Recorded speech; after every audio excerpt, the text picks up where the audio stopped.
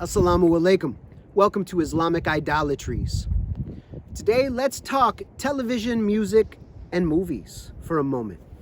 In the last couple episodes, we've discussed the process of Tawbah, defining idolatry as unhealthy attachment to false conceptualizations of people, places, things, and ideas, turning away from that, and then going through a purification, purifying the body and purifying the mind of unhealthy, toxic, unethical inputs and outputs, and cultivating that which is better, that which is healthy and excellent.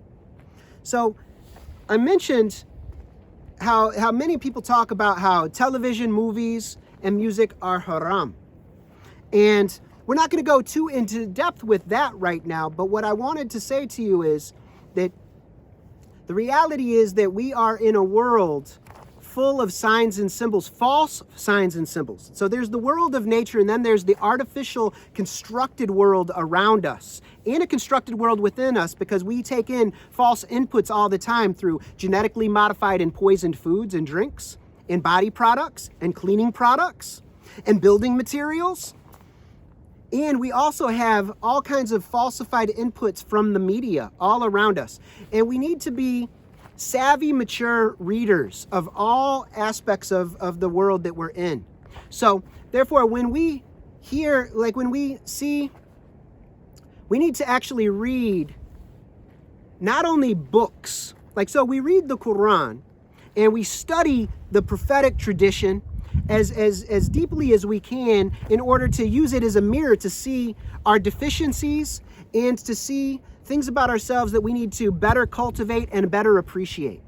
Things we need to let go of and things that we need to grow. Ways that we need to protect ourselves from outside inputs, and ways that we need to have healthier outputs that share. Because our life, we have energy, we have resources. Our energy, our thoughts, our words, our actions, these are resources. And we should share our resources through sadaqah. We should cultivate the best and share the best, inshallah. And anything that is unhealthy and toxic, we need to purify and work through and let go of. And not do an unhealthy form of sadaqah. We're not reversing sadaqah and sending negative at others. If we notice negative within ourselves, we need to work through those issues, because guarantee it's going to spill out at other people. People have good intentions all the time and then behave in really nasty ways toward others. So this is a challenging process, this Tawbah and Tazkiyah process, but we need to be really, really honest with ourselves and take a systematic approach and a prayerful approach. We need to go to Allah again and again and again, asking for right guidance and forgiveness and insight as we move along. So spend a lot of time in sajda. Spend a lot of time sitting in nature and walking in nature. Walk barefoot when you can. Ground yourself. Pray barefoot on clean earth when you can. Put your forehead to clean earth when you can, inshallah. Spend as much time in nature as possible. And read all the signs outside and inside. So that includes reading the false media, the false constructs that the artificially constructed world sends at us. So when you see a TV show or a movie or a song, read it for depth. Close read it. Really pay attention to what is it saying? What is it telling you? How could it be attempting to mislead you?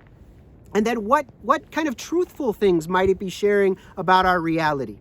Because we can learn from everything, and we should be learning from everything around us. Now, obviously, if we see things that are truly negative, we should avoid it wherever we can. But it's very naive for us to think that the Muslimin are not watching movies and watching TV.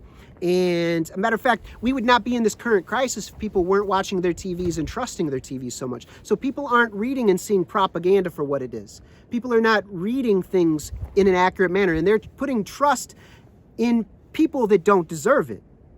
Because they see they have false conceptualizations of people that are inaccurate, that are not real. And these people are often very inauthentic and fake and have other agendas. And we need to read them correctly.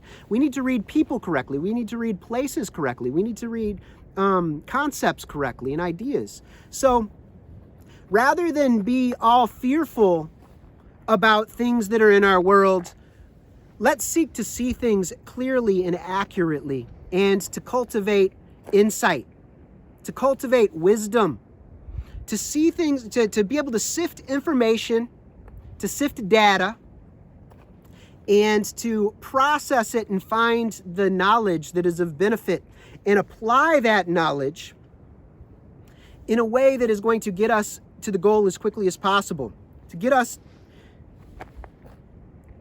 back into the garden, into a garden state, into an organic way of living, into a natural, ethical, and pure way of living.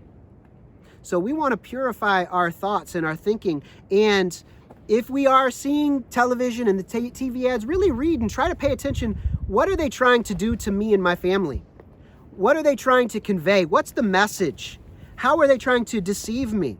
Or are they telling us, what truth are they telling us about themselves? Because oftentimes they're revealing all kinds of truth about themselves and their agendas. So try to see deeper, more deeply. You know, we need to be, as an ummah, currently we are very subliterate. And I don't just mean reading of texts. Everything is text. Everything around us and within us, it consists of signs and symbols.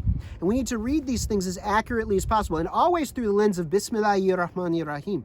If we do not process and discern reality as it is in a merciful, compassionate manner, then we are going to be too hard, too harsh, too rigid. And we need to be flexible and adaptable. We need to be able to dissolve the ego holds and go egoless flow state right now. And we need to cultivate true trust in Allah, in truth, to guide us through these times. So we need to have that that close, personal, intimate relationship with truth, with our wise and compassionate Lord, with truth itself. So anyway, think about how you are reading TV and reading the movies and reading music, and think about how they are attempting to manipulate you. And recognize those things and protect yourself and your loved ones from manipulation. And help your children. We need to help our children and our teenagers to be very, very savvy. They need to be savvy when it comes to consuming anything from these outside inputs, and to read things correctly. Because right now there are attempts to suck our teenagers into a virtual world, and all of us into a virtual world. And it's very, very dangerous, and we need to be very aware of what's going on. So read very carefully, and we need to teach our loved ones how to read things accurately. So we will be discussing other ways of reading reality soon, inshallah. But until next time, I pray that all of us will be able to see things as they really are, to see falsity, inauthenticity, lies as they really are, and through the light of truth to be able to dissolve their stranglehold upon us, so that we can stand up straight, upright, with dignity, with integrity, with maturity, with the excellence of a child of Adam alayhi salam. So, until next time, assalamu alaikum wa rahmatullahi wa barakatuhu.